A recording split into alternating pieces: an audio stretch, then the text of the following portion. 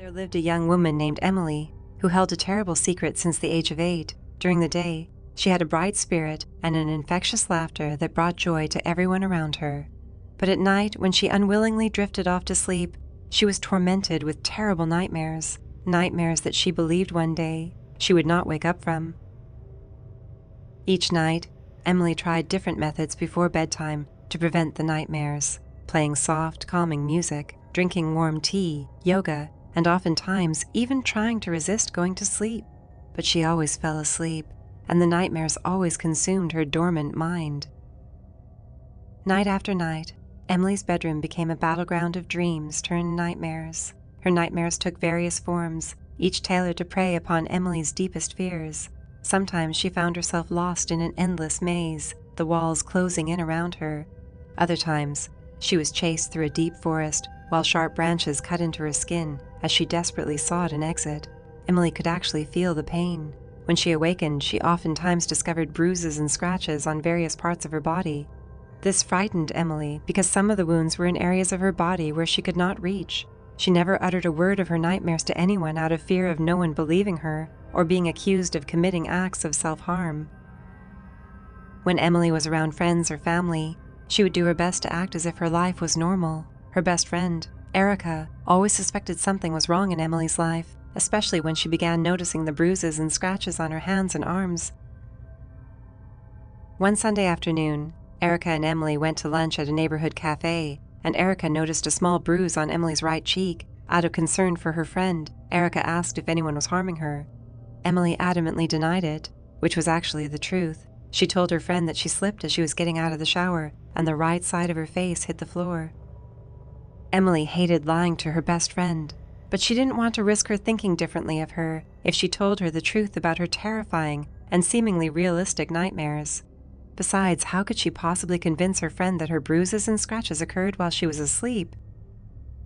Emily and Erica spent the rest of the day shopping and watching television at Erica's home. Around 10 p.m., Emily decided it was time for her to return home because they both needed to wake up early for work the next day. Emily told her friend goodbye and left en route to her house, approximately 15 minutes away.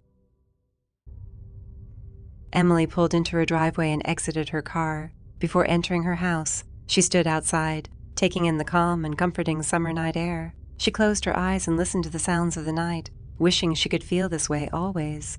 She took in several deep breaths, embracing the moment of tranquility, knowing that this moment had to come to an end.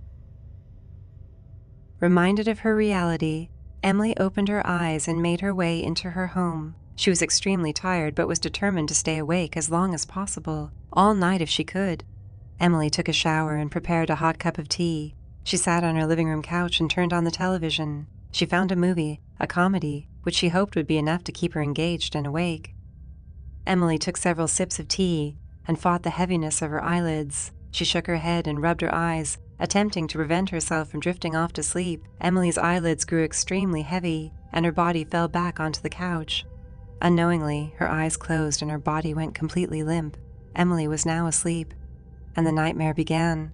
Emily found herself lying on her couch, paralyzed and unable to move a single muscle. Panic surged through her veins as she desperately tried to wiggle her fingers or turn her head, but her body remained unresponsive. She tried to scream, to call for help, but her voice was stifled, caught in the invisible grip of the nightmare.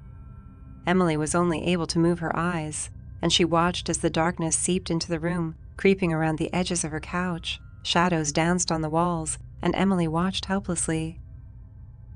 As the nightmare persisted, Emily's surroundings continued to transform. The room became distorted, and the air grew thick, as if every breath required a monumental effort. Panic welled up within her, the desire to break free from her motionless prison consuming her every thought. Emily found herself in a suffocating darkness. The air was thick and heavy, constricting her lungs with each breath. Panic welled up within her as she realized she couldn't draw in a single breath of air. She gasped, but only silence echoed in response. Her throat burned with a desperate need for oxygen. It felt as if an invisible force wrapped its icy grip around her throat, cutting off her access to breathing. Emily's heart pounded, the rapid beats amplifying her fear. She tried to reach up to her neck and mouth and physically pry open her airway. However, the body paralysis, as if it were now a physical entity, would not allow her to move. Emily's vision blurred as the lack of oxygen clouded her mind. Dizziness swirled within her, her body growing weaker by the second. Her eyes widened with terror as her body lay in the agony of breathlessness.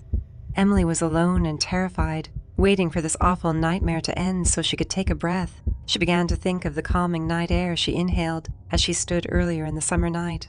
She remembered the beautiful and relaxing sounds of the night. She looked forward to embracing another moment such as this. Emily waited.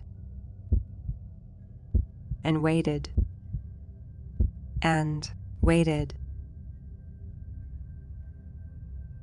The following day, Erica received a phone call from Emily's supervisor because she did not show for work. Erica told the supervisor that she saw her best friend last night and everything seemed to be okay with her. After ending the call, Erica immediately went to her boss and explained that she needed to check on her friend. Erica called her boyfriend and asked him to meet her at Emily's house.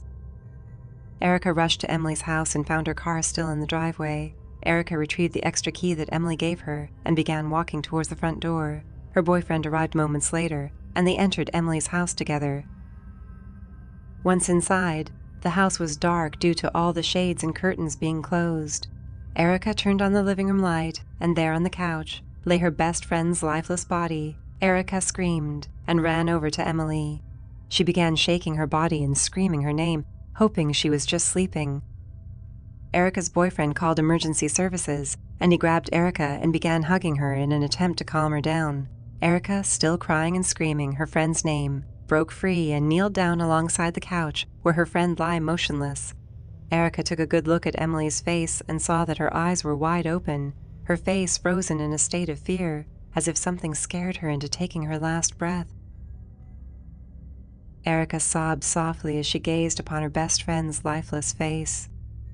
Suddenly, Erica jumped to her feet and gasped. She watched as a single tear cascaded down her friend's right lifeless cheek, carrying with it the weight of a secret never to be known. Thank you for watching our video. Please show support by liking and subscribing to our channel.